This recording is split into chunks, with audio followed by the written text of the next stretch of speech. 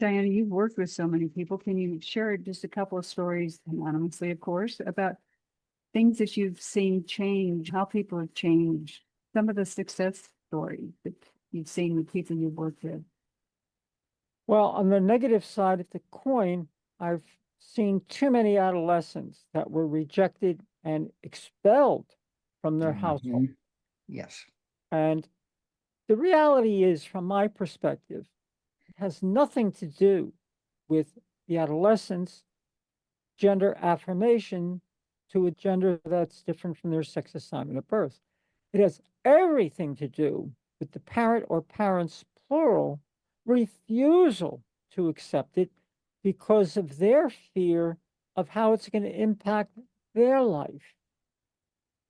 And I've run into that a lot because when the parents are willing to meet with me, of course, I give them the background, neurobiology, physiology, variant genes, etc. And then I pause and I'll look at them and ask, okay, what are your fears?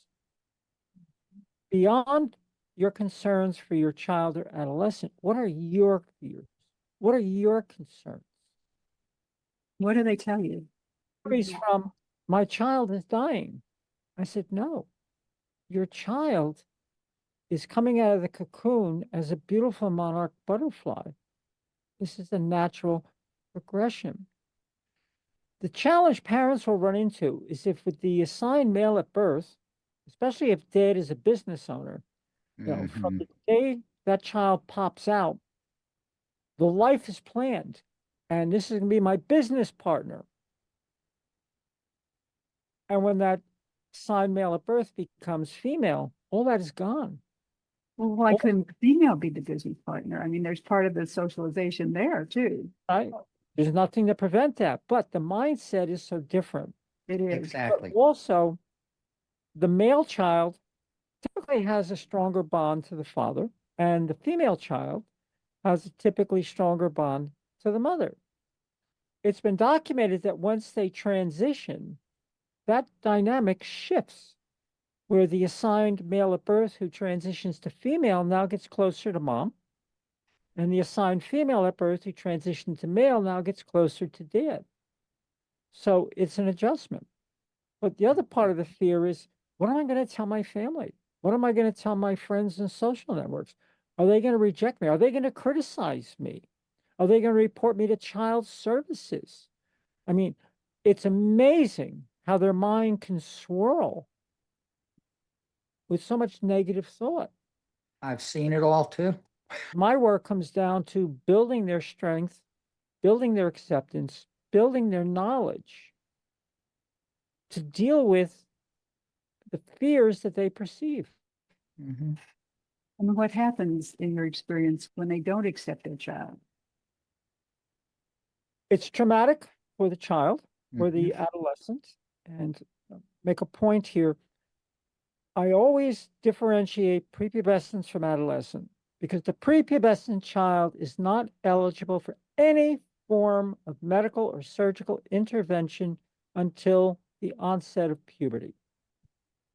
And even with the onset of puberty, it doesn't happen overnight.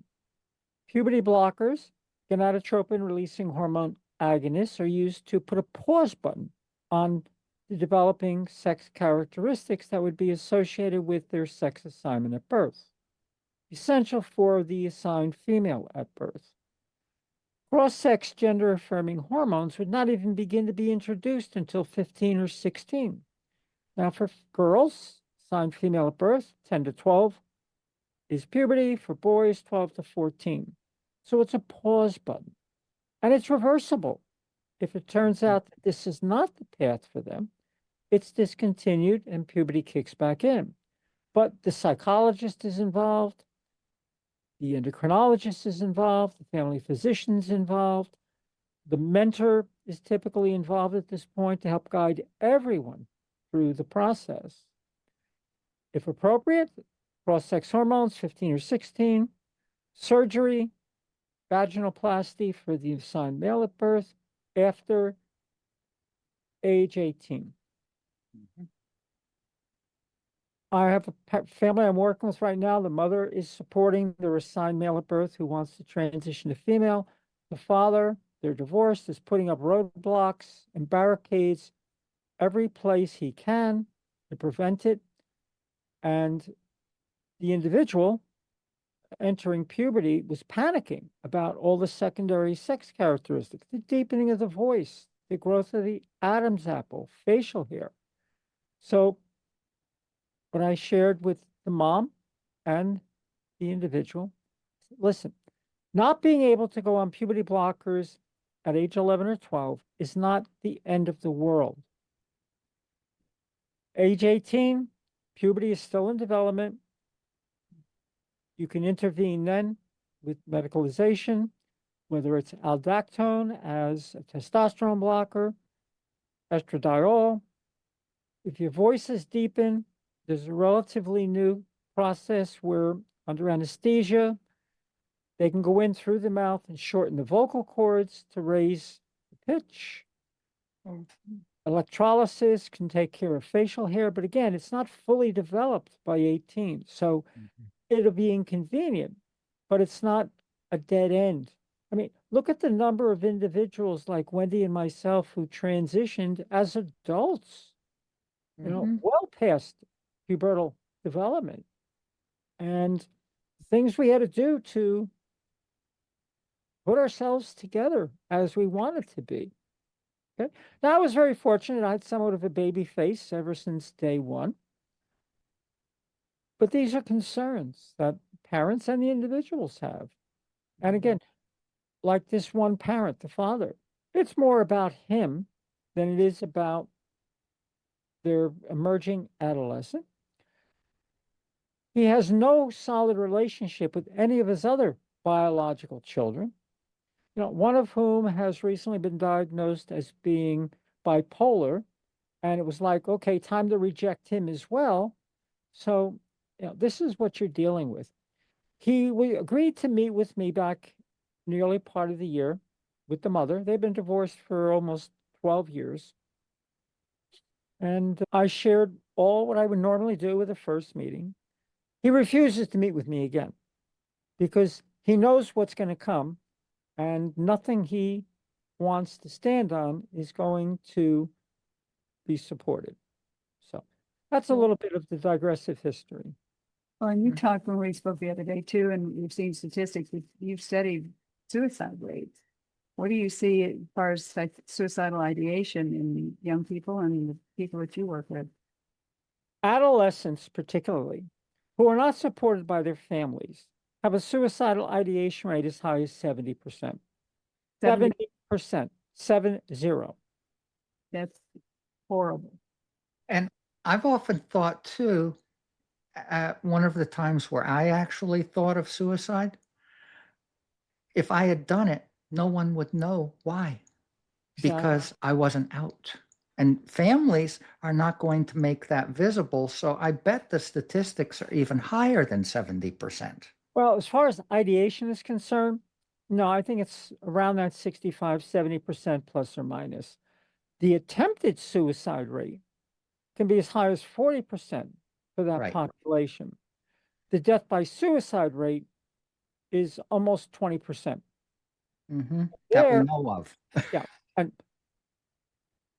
not always known that that was the reason for the death by suicide.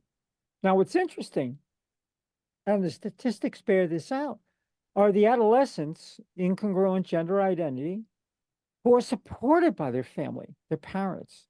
Their suicidal ideation rate is lower than their cisgender peers. Exactly. Because they're happy.